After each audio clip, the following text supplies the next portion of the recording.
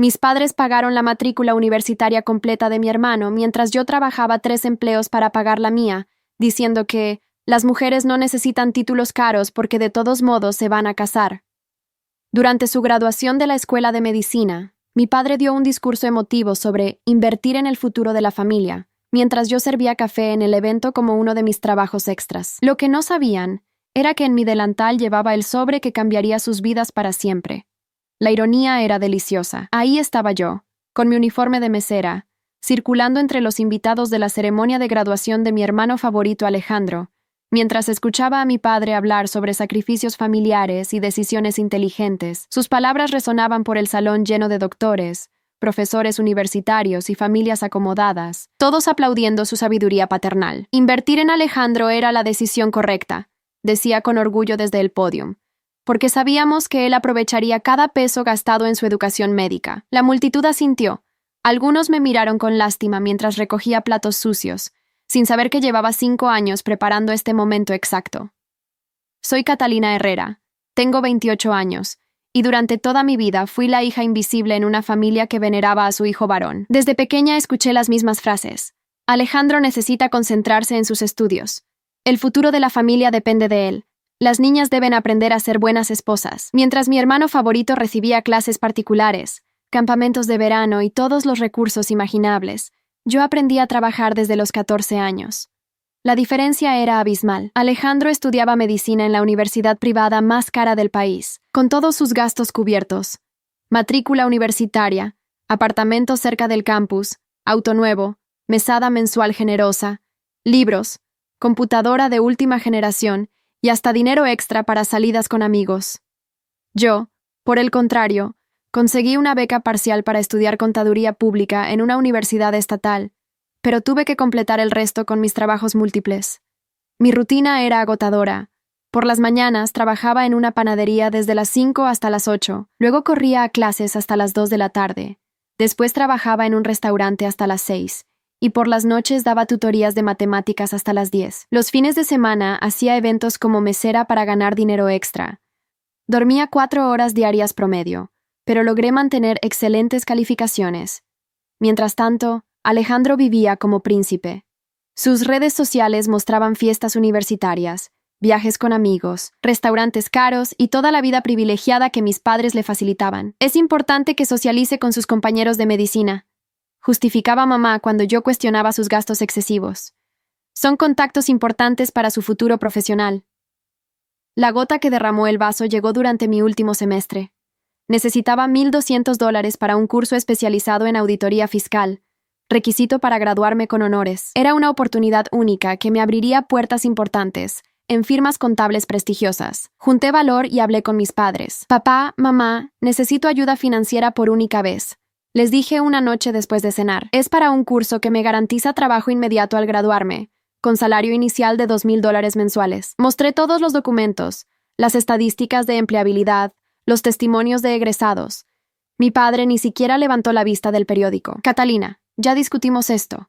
No tenemos dinero extra para tus caprichos académicos. Si realmente quisieras estudiar, habrías elegido algo más económico. Mamá asintió desde su sillón. Además, pronto te vas a casar con Rodrigo. ¿Para qué necesitas especializaciones tan costosas? La hipocresía me indignó. Literalmente 2 días antes habían comprado a Alejandro una motocicleta de $4,000 porque necesitaba transporte cómodo para sus prácticas hospitalarias. Su hermano favorito nunca había pedido nada. Simplemente asumía que todo le sería dado, y así era. ¿Y los $4,000 de la motocicleta de Alejandro? Pregunté con voz temblorosa. ¿Eso no era dinero extra? Papá finalmente me miró, con esa expresión de fastidio que tan bien conocía. Eso es diferente, Catalina. La motocicleta es una inversión en su carrera médica. Tu curso es un gasto innecesario en algo que probablemente nunca uses. Las mujeres no necesitan títulos caros porque de todos modos se van a casar. Esa noche lloré de rabia hasta quedarme dormida, pero también tomé una decisión que cambiaría todo. Al día siguiente busqué información sobre las finanzas familiares, aprovechando mis conocimientos contables y algunos contactos que había hecho durante mis trabajos múltiples. Lo que descubrí me llenó de una furia fría y calculada. Mis padres no solo tenían el dinero para mi curso, sino que habían estado mintiendo sobre su situación financiera real. Papá ganaba mucho más de lo que admitía. Mamá tenía ingresos por rentas que nunca mencionaba. Y juntos manejaban inversiones por varios cientos de miles de dólares. Pero esto era solo el comienzo. Mientras investigaba más profundo, encontré información que haría temblar los cimientos de su mundo perfecto. Resultó que gran parte del dinero que gastaban en el hermano favorito provenía de fuentes que preferían mantener ocultas, especialmente de los abuelos maternos, quienes habían establecido un fondo educativo destinado para ambos nietos por igual. Durante meses, mientras fingía aceptar mi lugar de hija no favorecida, reuní evidencia sistemáticamente. Documentos bancarios, registros de transferencias, conversaciones grabadas discretamente, testimonios de familiares que conocían la verdad. Mi conocimiento en contaduría resultó invaluable para entender exactamente cuánto dinero habían desviado y cómo. La matrícula universitaria de Alejandro no era el único gasto que habían cubierto con fondos que legalmente me pertenecían parcialmente.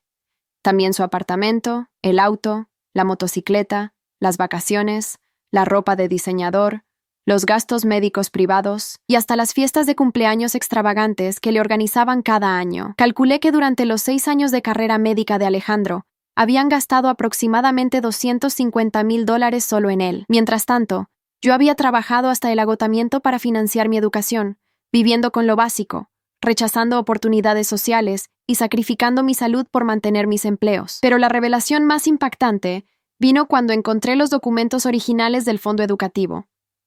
Los abuelos habían dejado instrucciones específicas. El dinero debía dividirse equitativamente entre Alejandro y yo, y cualquier uso diferente constituía una violación legal del testamento. Mis padres habían estado cometiendo fraude familiar durante años. La graduación de medicina de Alejandro se acercaba, y yo sabía que sería el momento perfecto para mi revelación. Durante semanas planifiqué cada detalle, asegurándome de tener toda la documentación legal en orden. También contacté discretamente a varios familiares clave, sembrando preguntas sutiles sobre la generosidad de mis padres con su hijo varón. La noche antes de la ceremonia, mientras planchaba mi uniforme de mesera para el evento, sonreí pensando en lo que vendría. Por última vez en mi vida serviría café y recogería platos mientras mi familia celebraba los logros de su hijo favorito. Pero esta vez, yo tendría la última palabra. El día de la graduación amaneció soleado. Llegué temprano al salón de eventos para prepararme con el catering. Mis compañeros meseros me conocían bien. Durante años había trabajado con ellos en diferentes celebraciones familiares, siempre discreta, siempre invisible, siempre sonriente mientras escuchaba comentarios despectivos sobre la hija que no pudo estudiar medicina como su hermano talentoso. Mientras organizaba las mesas y preparaba el servicio, observé a mi familia llegando en sus mejores galas. Alejandro lucía radiante con su toga de graduado, rodeado de compañeros que lo felicitaban. Mis padres caminaban orgullosos a su lado, presentándolo a todo el mundo como nuestro hijo, el doctor. Yo era solo parte del personal de servicio, prácticamente invisible para ellos. Durante la ceremonia oficial, mantuve mi compostura profesional sirviendo bebidas y aperitivos a los invitados. Escuché discursos sobre perseverancia, sacrificio familiar y el orgullo de ver crecer a los hijos. Cada palabra se sentía como una burla personal, pero sonreí y seguí trabajando. Luego llegó el momento del discurso de mi padre. Subió al podio con la confianza de quien nunca ha sido cuestionado y comenzó a hablar sobre las decisiones inteligentes que habían tomado como familia. Su voz resonaba llena de orgullo mientras explicaba cómo habían invertido sabiamente en el futuro y cómo algunos sacrificios valen la pena cuando se ven los resultados. Estamos aquí celebrando no solo a Alejandro, sino el triunfo de una familia que supo priorizar correctamente, declaró ante los aplausos. Invertir en su educación médica era la decisión correcta porque sabíamos que él aprovecharía cada peso gastado. La multitud asintió aprobatoriamente. Fue entonces cuando me acerqué discretamente a la mesa principal, donde estaban sentados mis abuelos maternos, algunos tíos y primos cercanos. Con una sonrisa de servicio, dejé discretamente copias de documentos específicos junto a sus platos, asegurándome de que fueran vistos solo por ellos. Sus expresiones cambiaron gradualmente mientras leían. El abuelo Eduardo fue el primero en comprender completamente lo que tenía en sus manos. Sus ojos se endurecieron cuando reconoció los extractos bancarios y los documentos del fondo educativo que él mismo había establecido para sus 2 nietos por igual. La tía Carmen, contador público como yo, fue la segunda en procesar la información. Su rostro palideció cuando vio los cálculos detallados de cómo habían desviado sistemáticamente los fondos destinados a mi educación. Los números no mentían. Durante años, mis padres habían usado mi parte de la herencia para financiar exclusivamente los gastos universitarios de Alejandro. Mientras mi padre continuaba su discurso emotivo sobre sacrificios familiares, los documentos circulaban discretamente entre los familiares en la mesa principal. Las expresiones de shock y disgusto iban multiplicándose, pero nadie interrumpió la ceremonia. Aún no. Catalina, escuché que alguien me llamaba suavemente. Era mi primo Miguel, abogado especialista en herencias. Me hizo una seña discreta para que me acercara. ¿Esto es real?, susurró, señalando los documentos. ¿Realmente han estado usando tu fondo educativo para pagar todo esto? Asentí en silencio, señalando el sobre que llevaba en mi delantal. Tengo todo documentado. Cada transferencia, cada gasto, cada mentira. Durante 6 años me dijeron que no había dinero para mi educación, mientras gastaban $250,000 en él, usando fondos que legalmente me pertenecían por partes iguales. El abuelo Eduardo se levantó lentamente de su silla, con una expresión que no le había visto nunca. Sus manos temblaban ligeramente mientras sostenía los documentos, pero su voz salió clara y firme cuando interrumpió el discurso de mi padre. Ricardo, dijo con autoridad, usando el nombre completo de papá como solo él podía hacerlo. Necesitamos hablar. Ahora mismo. Todos necesitamos hablar. El silencio que cayó sobre el salón fue absoluto. Mi padre se quedó congelado en el pódium, con el micrófono aún en la mano, claramente sin entender qué estaba sucediendo. Los invitados giraron sus cabezas confundidos, y Alejandro frunció el ceño desde su mesa de honor. «Papá Eduardo, ¿qué pasa?», preguntó mi madre acercándose con preocupación. «Es el momento del discurso de Ricardo. ¿No puede esperar?» «No», respondió el abuelo con una firmeza que cortó el aire. «Esto no puede esperar ni un minuto más. Catalina, ven aquí. Trae todo lo que tienes en ese sobre». Todos los ojos se fijaron en mí, mientras caminaba hacia el frente del salón. Por primera vez en mi vida, era el centro de atención en un evento familiar, pero no por los motivos que siempre había soñado. El sobre en mis manos contenía años de investigación, evidencia irrefutable de cómo habían traicionado mi confianza y robado mi futuro. «Señoras y señores», dije tomando el micrófono que mi padre había soltado, mi voz sorprendentemente firme. Antes de continuar celebrando, creo que todos deberían conocer la verdad sobre cómo se financió realmente la educación médica de Alejandro. Mi hermano favorito me miró con confusión desde su mesa. Mis padres intercambiaron miradas de pánico creciente. Y yo, finalmente, estaba lista para contar mi historia. «Y la verdad es que durante 6 años ustedes fueron testigos de una farsa», continué, mi voz amplificándose por todo el salón. Mientras yo trabajaba 3 empleos para pagar mi matrícula universitaria, mis padres gastaban $250,000 en la educación de Alejandro, dinero que no era completamente suyo. Saqué del sobre los documentos principales y los mostré a la audiencia.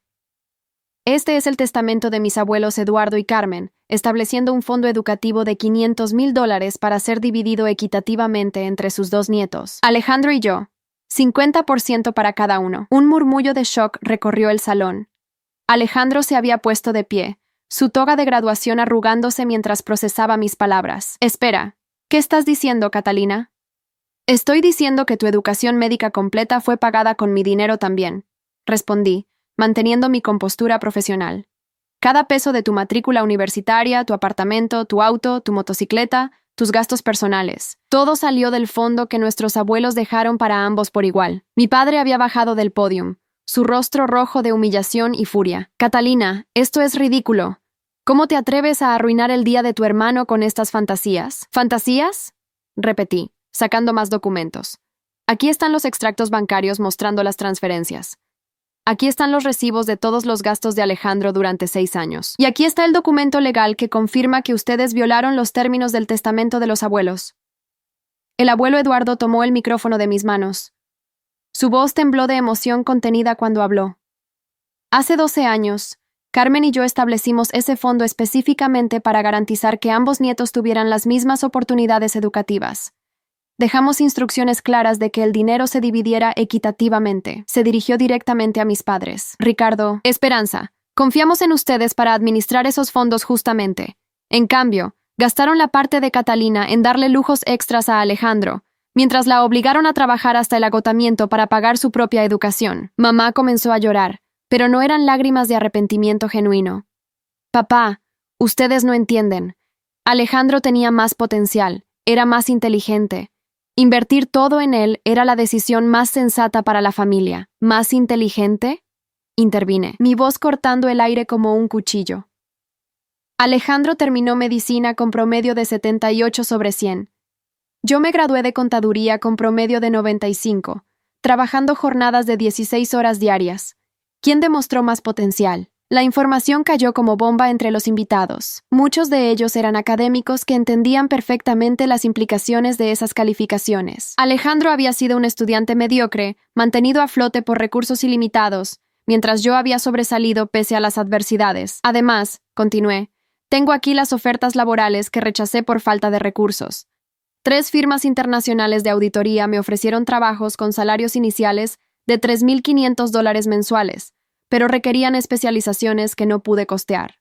Mientras tanto, Alejandro aún no tiene trabajo confirmado después de 6 años de inversión total. El primo Miguel se acercó al micrófono. Como abogado especialista en herencias, puedo confirmar que lo que Ricardo y Esperanza hicieron constituye malversación de fondos fiduciarios. Es un delito grave que puede tener consecuencias legales serias. La atmósfera en el salón había cambiado completamente. Los invitados murmuraban entre sí. Algunos mostraban expresiones de disgusto hacia mis padres, otros miraban con nueva admiración hacia mí. La celebración de graduación se había convertido en un tribunal familiar público. Alejandro finalmente habló, su voz quebrada. Catalina, yo no sabía nada de esto. Papá y mamá nunca me dijeron que estaban usando tu dinero. Yo pensé que todo venía de sus ahorros. Lo sé, respondí, sintiendo por primera vez una pizca de compasión hacia mi hermano favorito. Tú también fuiste víctima de sus mentiras, Alejandro. Te enseñaron a esperar todo sin esfuerzo, a asumir que merecías más solo por ser hombre. Pero al menos ahora conoces la verdad. Mi padre intentó recuperar el control de la situación. Esto es una exageración. Tomamos decisiones familiares difíciles, pero todo lo hicimos pensando en el bien común. Alejandro va a ser médico. Va a poder mantener a toda la familia en el futuro. ¿El bien común? Exploté finalmente, dejando salir años de frustración reprimida. Obligarme a trabajar hasta enfermarme mientras gastaban mi herencia en darle lujos a él, ¿era el bien común? Decirme que las mujeres no necesitamos educación porque nos vamos a casar era pensar en el bien común. Saqué mi teléfono y mostré las fotografías que había tomado discretamente durante años. Aquí está Alejandro en Cancún, durante vacaciones de primavera, mientras yo trabajaba turnos dobles para pagar mis libros. Aquí está en su BMW nuevo, mientras yo caminaba 2 horas diarias porque no tenía dinero para transporte. Aquí está en restaurantes caros con amigos, mientras yo comía arroz con huevo 3 veces al día. Cada imagen era un puñal directo al corazón de la narrativa familiar. Los invitados podían ver claramente el contraste obsceno entre nuestras vidas, financiado por la traición sistemática de mis padres. La tía Carmen, hermana de mi madre, se puso de pie con expresión de asco. Esperanza, ¿cómo pudiste hacer esto? Catalina es tu hija también. ¿Cómo pudiste verla sufrir así mientras consentías a Alejandro con el dinero que no te pertenecía?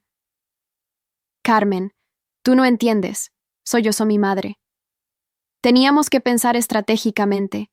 Los hombres tienen más oportunidades, más potencial de ingresos. Era la inversión más inteligente. ¿Inversión inteligente? Se burló la tía Carmen. Catalina ya está ganando más dinero que Alejandro con sus trabajos múltiples y especializaciones autodidactas. Mientras tanto, él sigue dependiendo de ustedes para todo. ¿Dónde está el retorno de esa inversión? Era cierto. Durante el último año, entre mis 3 empleos y las consultorías contables privadas que había desarrollado por las noches, estaba generando ingresos mensuales de casi $4,000. Alejandro, recién graduado, aún vivía en el apartamento que mis padres pagaban y dependía de su mesada. El doctor Ramírez, decano de la Facultad de Medicina y invitado de honor, solicitó el micrófono. En mis 30 años de carrera académica, he visto muchos casos de estudiantes financiados por sacrificios familiares. Pero nunca había presenciado algo tan éticamente cuestionable como esto. Se dirigió directamente a mis padres. Ricardo, Esperanza, lo que han hecho no solo es legalmente problemático, sino moralmente repugnante. Han saboteado el futuro de una hija brillante para mimar a un hijo mediocre. Y lo más grave es que lo justifican con prejuicios de género obsoletos. Luego me miró con respeto. Señorita Catalina, su capacidad para sobresalir académicamente mientras trabajaba múltiples empleos demuestra un carácter y una inteligencia excepcionales. Cualquier institución se sentiría honrada de tenerla. Sus palabras fueron como bálsamo en heridas que había cargado durante años. Por primera vez en mi vida, un adulto respetado reconocía públicamente mi valor y mi esfuerzo, en lugar de minimizarlos o ignorarlos. Alejandro se acercó a mí, sus ojos llenos de lágrimas. Catalina, yo no sabía. De verdad no sabía. ¿Cómo puedo arreglar esto? ¿Cómo puedo compensarte por todo? Puedes empezar por independizarte completamente, respondí con firmeza. Consigue trabajo, paga tus propios gastos, deja de vivir como un príncipe mantenido. Y sobre todo, asegúrate de que esto nunca le pase a nadie más en nuestra familia. Mi abuelo Eduardo había estado hablando discretamente con Miguel durante varios minutos. Ahora se acercó al micrófono con expresión seria. Catalina, como albacea del Fondo Educativo, tengo la autoridad legal para rectificar esta situación inmediatamente. Sacó de su chaqueta un documento que reconocí como poder notarial. Voy a transferir inmediatamente $250,000 a tu cuenta personal. Es la cantidad que te corresponde del fondo original, más intereses acumulados durante estos años. La revelación causó un silencio absoluto en el salón. Mis padres se miraron horrorizados, comprendiendo finalmente las consecuencias reales de sus acciones. No solo habían sido expuestos públicamente, sino que ahora tendrían que enfrentar las implicaciones financieras y legales. Además, continuó el abuelo, Carmen y yo hemos decidido establecer un nuevo testamento que excluye completamente a Ricardo y Esperanza de cualquier herencia futura. Sus acciones demuestran que no son dignos de confianza para manejar recursos familiares. Mamá se desplomó en una silla, sollozando incontrolablemente. Papá se había quedado completamente rígido, su rostro alternando entre rojo de humillación y pálido de pánico. La magnitud de lo que habían perdido comenzaba a procesarse en sus mentes, pero yo no había terminado. Saqué del sobre un último documento que había preparado cuidadosamente. Hay algo más que todos deben saber, dije retomando el micrófono. Durante estos años de investigación, también descubrí otras irregularidades en las finanzas familiares. Mostré extractos bancarios y documentos fiscales. Mis padres han estado declarando ingresos menores en sus declaraciones de impuestos, ocultando las rentas que mamá recibe de 2 propiedades heredadas de la abuela paterna. Han evadido aproximadamente $50,000 en impuestos durante los últimos 5 años. El contador público que manejaba las finanzas de varios invitados se puso de pie alarmado. Eso constituye fraude fiscal grave. Las penalidades incluyen multas del 300% del monto evadido, más posible tiempo en prisión.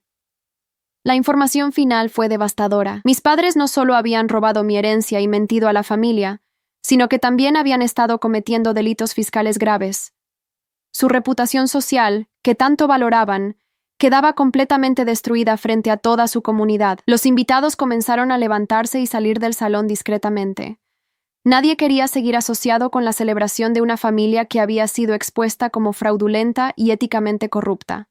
En cuestión de minutos, el evento de graduación se convirtió en un éxodo silencioso. Alejandro se quitó su toga de graduación y se sentó pesadamente en una silla. ¿Qué va a pasar ahora, Catalina?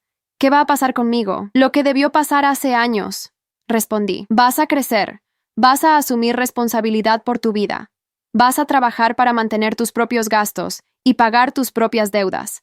Tal como yo lo hice siempre. Me dirigí hacia la salida, sintiéndome más libre de lo que me había sentido en toda mi vida. Pero antes de irme, tenía un último mensaje para mis padres. Mamá, papá, dije mirándolos directamente. Durante años me dijeron que las mujeres no necesitamos educación cara, porque de todos modos nos vamos a casar. Se equivocaron en todo. No solo demostré que merezco la misma educación que cualquier hombre, sino que la aproveché mejor que Alejandro pese a todos los obstáculos que me pusieron. Ahora tengo los recursos financieros para continuar mi educación al nivel que siempre merecí. Voy a obtener una maestría en auditoría internacional, voy a especializarme en detección de fraudes y voy a construir la carrera profesional que ustedes trataron de negarme. Mis palabras finales resonaron en el salón casi vacío, y cada vez que ayude a descubrir un fraude financiero, cada vez que proteja a alguien de ser robado por personas en las que confiaba, voy a recordar todo lo que me enseñaron sobre la importancia de la justicia. Salí del evento con la cabeza en alto por primera vez en años. Afuera me esperaba un futuro que por fin me pertenecía completamente. Los días siguientes fueron un torbellino de actividad legal y financiera. El abuelo Eduardo cumplió su palabra inmediatamente, transfiriendo los $250,000 que me correspondían del fondo educativo. Pero las consecuencias para mis padres apenas comenzaban. Miguel, mi primo abogado, se encargó de presentar las denuncias correspondientes ante las autoridades fiscales. El fraude de impuestos que habían estado cometiendo durante años se convirtió en una investigación formal que congeló todas sus cuentas bancarias mientras las autoridades auditaban sus finanzas completas. La humillación social fue inmediata y devastadora. En una ciudad donde mi familia había construido su reputación sobre valores tradicionales y rectitud moral, la exposición de sus mentiras y fraudes los convirtió en parias sociales. Los mismos invitados que habían aplaudido el discurso de papá ahora evitaban cualquier asociación con ellos. El club social donde mamá había sido secretaria durante 10 años le pidió su renuncia. La empresa constructora donde papá trabajaba como supervisor inició una investigación interna sobre sus prácticas, especialmente después de que varios clientes comenzaran a cuestionar si había estado aplicando las mismas técnicas fraudulentas en su trabajo. Alejandro, por su parte, tuvo que enfrentar la realidad por primera vez en su vida. Sin el apoyo financiero parental, se vio obligado a conseguir trabajo inmediatamente como médico interno en un hospital público, ganando un salario básico que apenas le alcanzaba para cubrir gastos esenciales, el apartamento de lujo, el BMW, la ropa de diseñador, las salidas caras con amigos, todo desapareció de un día para otro. Su adaptación fue dolorosa pero necesaria. Por primera vez aprendió el valor real del dinero y del trabajo. Con mis recursos financieros restaurados, me inscribí inmediatamente en el programa de maestría en Auditoría Internacional que siempre había soñado. La Universidad de Barcelona me aceptó con una beca de excelencia académica que cubría el 70% de la matrícula, y yo pude costear fácilmente el resto. También dejé 2 de mis trabajos múltiples, manteniendo solo las consultorias contables privadas que más disfrutaba. Por primera vez en años tenía tiempo para estudiar sin el estrés constante de la supervivencia económica. La diferencia en mi calidad de vida fue inmediata y dramática. Pude mudarme a un apartamento decente, comprar libros nuevos en lugar de fotocopias, comer nutritivamente, dormir 8 horas diarias y dedicar tiempo a mi desarrollo profesional sin el agotamiento que había caracterizado mi vida universitaria. Mis calificaciones en la maestría fueron excepcionales desde el primer semestre. Los profesores notaron inmediatamente mi capacidad analítica desarrollada durante años de experiencia práctica en múltiples tipos de trabajo. Lo que otros estudiantes aprendían teóricamente, yo lo había vivido en carne propia.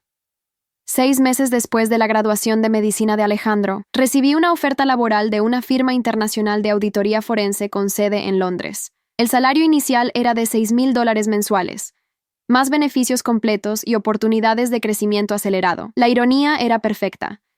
La empresa se especializaba en detectar exactamente el tipo de fraudes financieros que mis padres habían cometido. Mi experiencia personal los convertía en la candidata ideal para el puesto. Cuando le conté la noticia al abuelo Eduardo durante una cena familiar, sus ojos se llenaron de lágrimas de orgullo. «Tu abuela Carmen estaría tan orgullosa», me dijo. Siempre supo que tenías un potencial especial.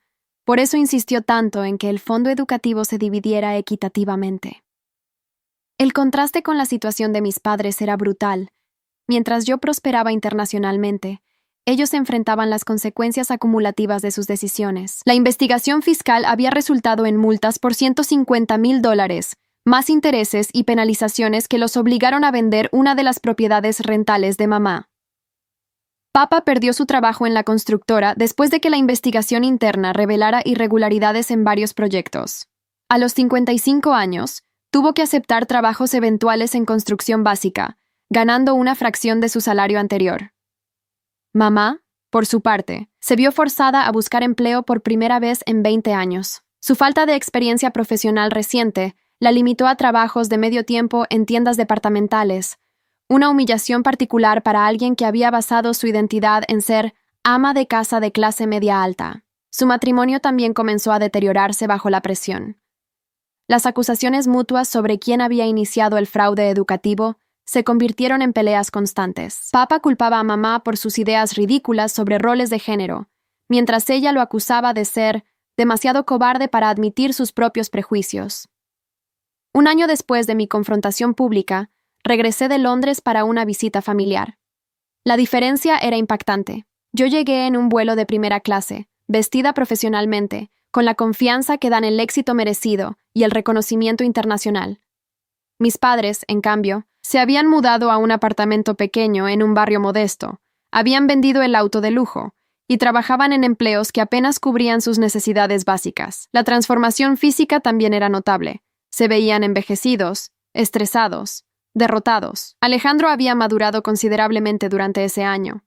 El trabajo en el hospital público, aunque demandante y mal pagado, le había enseñado el valor del esfuerzo y la responsabilidad. Por primera vez en su vida había desarrollado genuina empatía hacia las personas que luchan por sobrevivir. Catalina, me dijo durante un almuerzo que él pagó con su salario de interno, nunca te voy a poder pagar todo lo que perdiste por mi culpa, pero quiero que sepas que ahora entiendo lo que viviste todos esos años. Sus ojos mostraban una humildad que nunca había visto antes. Trabajar 16 horas en el hospital, llegar a casa agotado, preocuparme por el dinero para gastos básicos.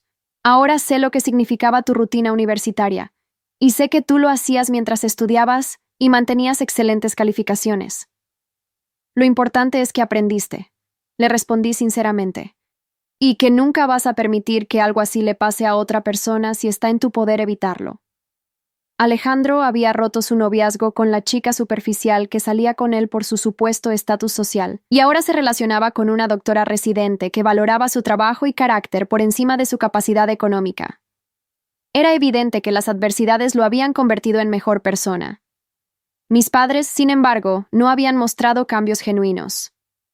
Cuando me visitaron en el hotel donde me hospedaba, sus primeras palabras fueron quejas sobre lo injustamente que los habían tratado las autoridades y la familia.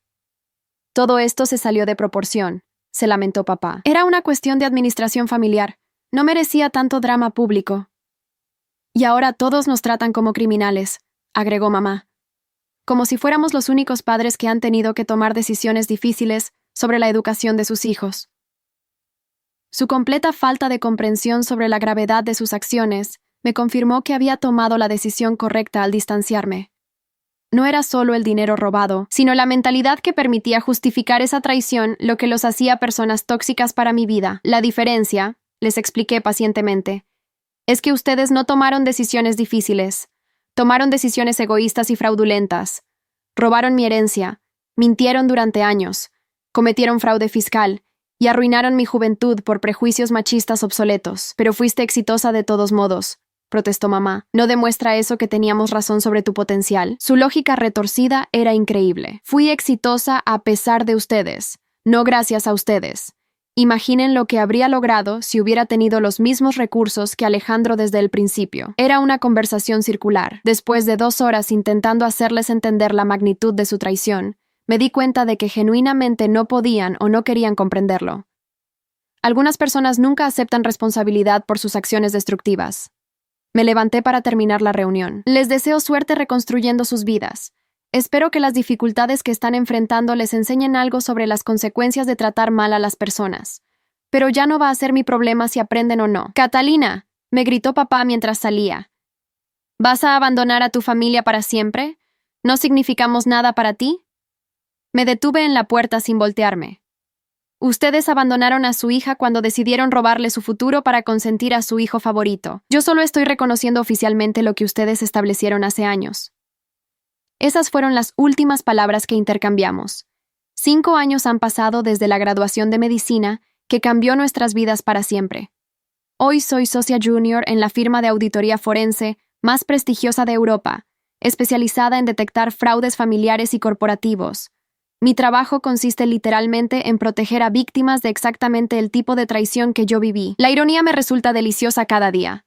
Cada caso que resuelvo, cada fraude que descubro, cada familia que ayudo a obtener justicia, es una pequeña venganza contra todos los Ricardo y Esperanza del mundo, que creen que pueden robar a los vulnerables sin consecuencias. Mi apartamento en Londres refleja el éxito que siempre merecí, pero que tuve que conquistar por caminos mucho más difíciles de los necesarios. Desde mi ventana veo el Támesis mientras reviso casos de padres que han malversado fondos educativos, esposos que esconden bienes a sus esposas y hermanos que manipulan herencias familiares. Alejandro y yo mantenemos una relación cordial pero distante.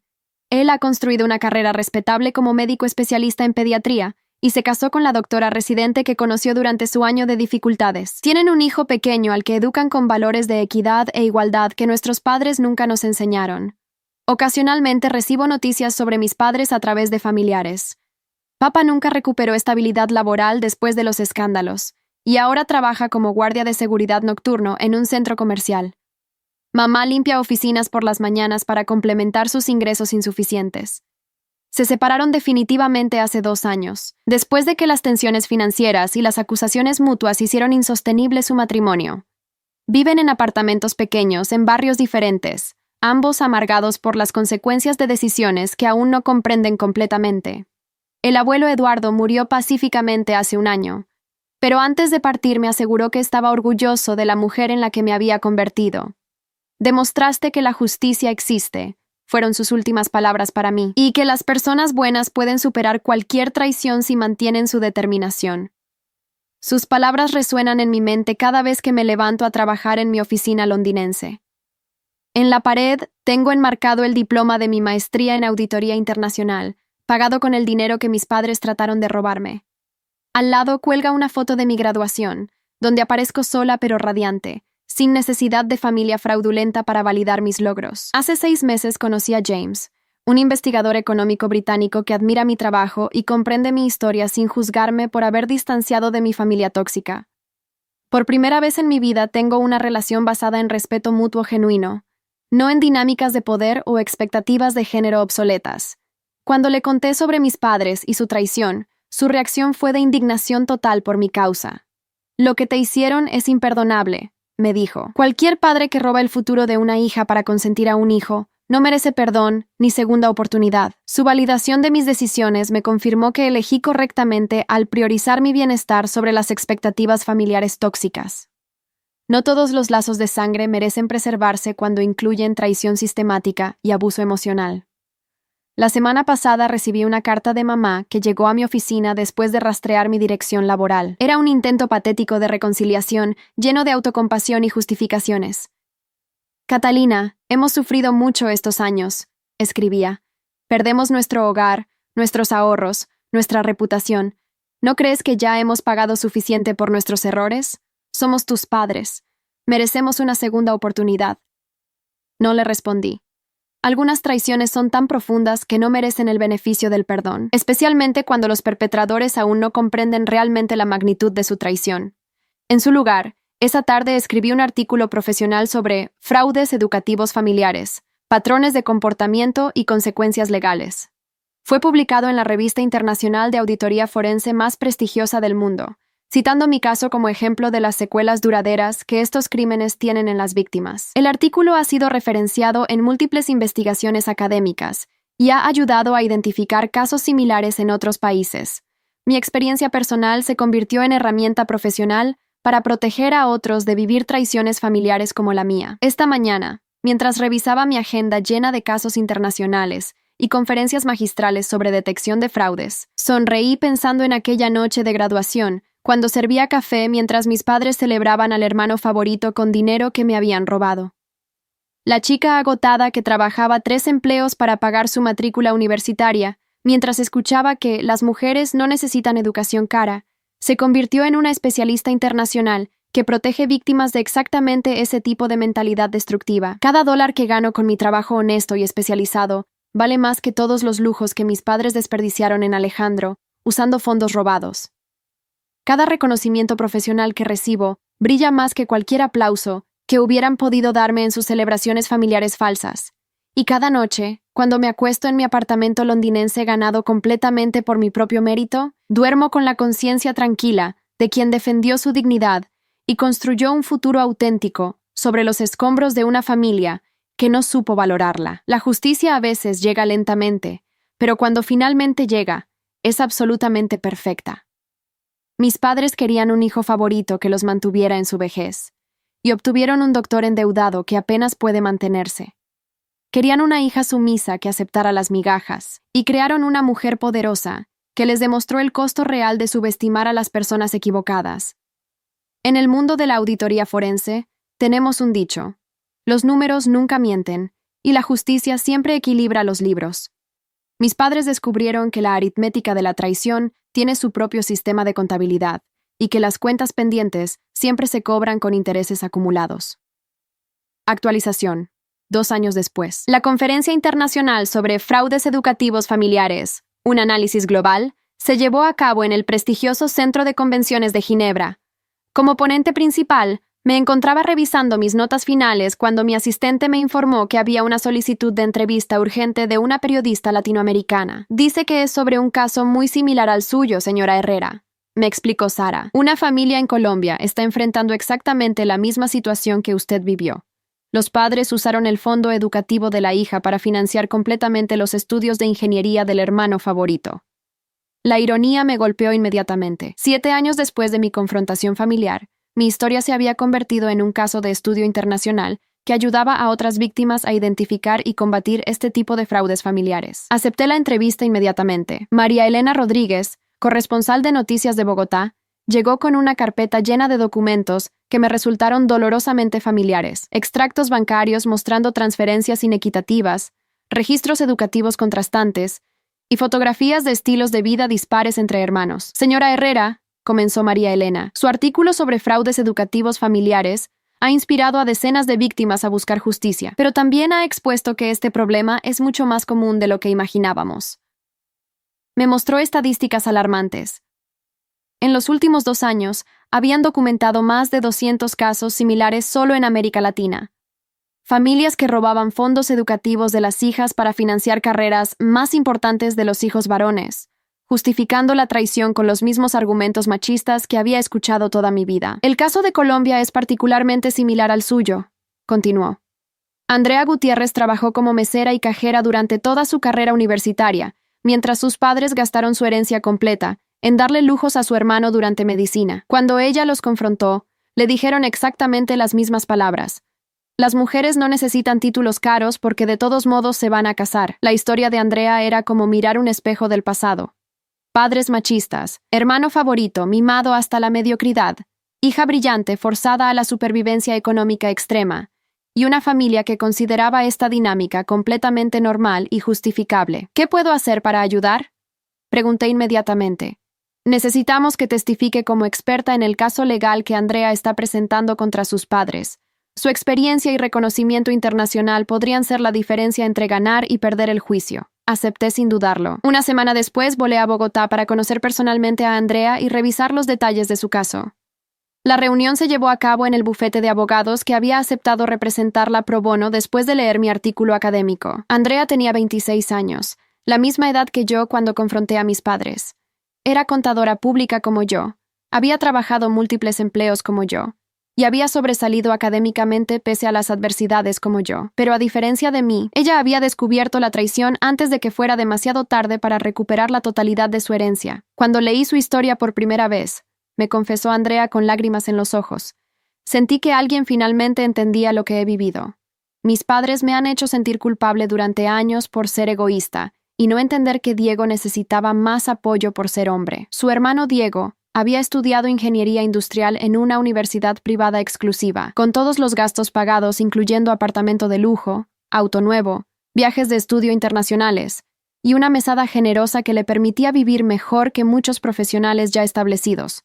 Andrea, mientras tanto, había estudiado contaduría en una universidad pública, mientras trabajaba turnos nocturnos limpiando oficinas y fines de semana en restaurantes. Sus calificaciones eran excepcionales, pero sus oportunidades estaban limitadas por la falta de recursos para especializaciones o maestrías. Lo más doloroso, continuó Andrea, fue descubrir que mis abuelos maternos habían dejado un fondo específico para que Diego y yo tuviéramos las mismas oportunidades educativas. $120,000 para ser divididos equitativamente entre los 2 nietos. Los documentos que revisé confirmaban la traición familiar. Los padres de Andrea habían gastado aproximadamente $80,000 en la educación de Diego, usando no solo su parte del fondo, sino también robando sistemáticamente la porción que correspondía a Andrea. Durante mi estadía en Bogotá, trabajé intensivamente con el equipo legal de Andrea para preparar el caso. Mi testimonio como experta internacional en fraudes educativos familiares sería crucial para establecer el precedente legal que este tipo de traición merecía consecuencias serias. El juicio se celebró 3 semanas después en un tribunal que estaba completamente lleno. La prensa había seguido el caso intensivamente después de que mi participación como testigo experta generara atención internacional sobre el problema de los fraudes educativos familiares. Cuando subí al estrado para testificar, pude ver a los padres de Andrea sentados con la misma expresión de indignación fingida que recordaba también en los rostros de mis propios padres. La sensación de déjà vu era abrumadora pero también empoderante. Su honor, comencé mi testimonio. Los fraudes educativos familiares representan una de las formas más insidiosas de abuso financiero porque utilizan el amor familiar como máscara para justificar traiciones devastadoras. Expliqué detalladamente cómo estos casos siguen patrones predecibles. Padres que priorizan la educación de hijos varones usando fondos que pertenecen equitativamente a todos los hijos, justificando la traición con argumentos machistas sobre potencial de ingresos y roles de género tradicionales. El daño causado, continué, va mucho más allá de la pérdida financiera. Las víctimas experimentan trauma psicológico duradero, pérdida de oportunidades educativas críticas y daño permanente en las relaciones familiares basado en traición sistemática de la confianza. Durante mi testimonio, presenté evidencia estadística mostrando que las mujeres víctimas de fraudes educativos familiares tienen tasas de éxito académico superiores a los hombres beneficiados por estos fraudes, demostrando la irracionalidad económica de las decisiones discriminatorias. En mi investigación internacional, expliqué, he documentado que el 78% de las mujeres víctimas de fraudes educativos familiares obtienen calificaciones superiores y logran mayor éxito profesional que los hermanos favorecidos, cuando finalmente acceden a recursos educativos equitativos. El testimonio de Andrea fue devastador en su simplicidad y honestidad. Con voz firme pero emocionada, describió años de agotamiento extremo trabajando para financiar su educación, mientras veía a Diego despilfarrar recursos que parcialmente le pertenecían. Nunca pedí más que mi hermano, declaró Andrea. Solo pedí lo mismo. La misma oportunidad, el mismo apoyo, la misma confianza en mi potencial. En cambio, me robaron mi herencia y me dijeron que debería estar agradecida por las migajas. Los padres de Andrea intentaron la misma defensa patética que había escuchado de los míos. Decisiones familiares difíciles, inversión estratégica en el hijo con más potencial, amor expresado a través de sacrificios por el bien común.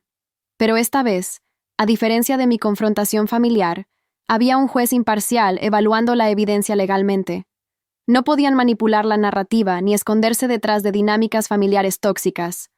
El veredicto fue contundente y satisfactorio. El juez ordenó la restitución inmediata de $60,000 a Andrea, más intereses acumulados y daños punitivos. También estableció un precedente legal clasificando los fraudes educativos familiares como delitos de abuso financiero con penalidades criminales. Este tribunal, declaró el juez en su sentencia, no puede tolerar que padres roben el futuro de sus hijas para mimar a sus hijos, especialmente cuando estos robos se justifican con prejuicios de género arcaicos que nuestra sociedad ha rechazado legalmente. La victoria de Andrea resonó internacionalmente.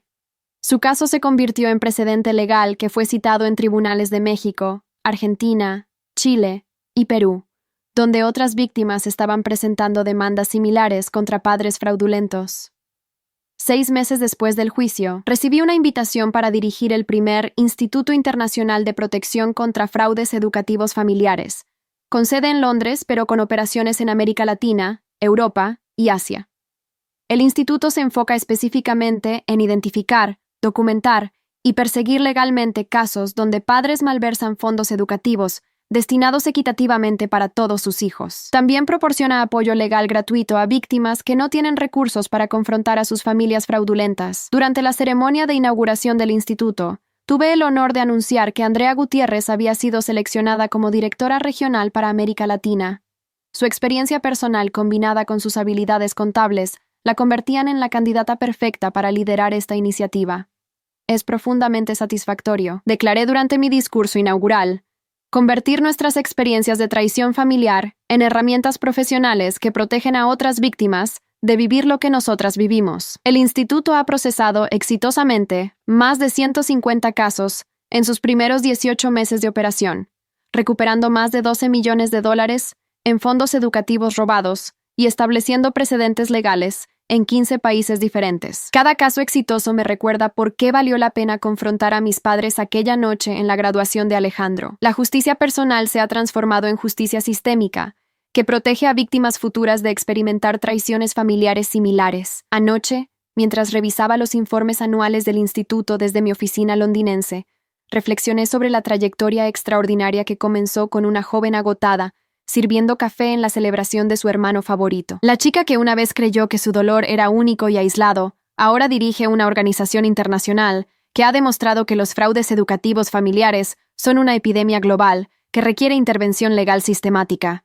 Y cada noche, cuando me duermo en mi apartamento ganado completamente por mérito propio, sonrío pensando en todas las Andrea Gutiérrez del mundo que ya no tendrán que enfrentar solas las traiciones de familias que no las valoraron correctamente. La justicia, descubrí, es mucho más dulce cuando se multiplica exponencialmente.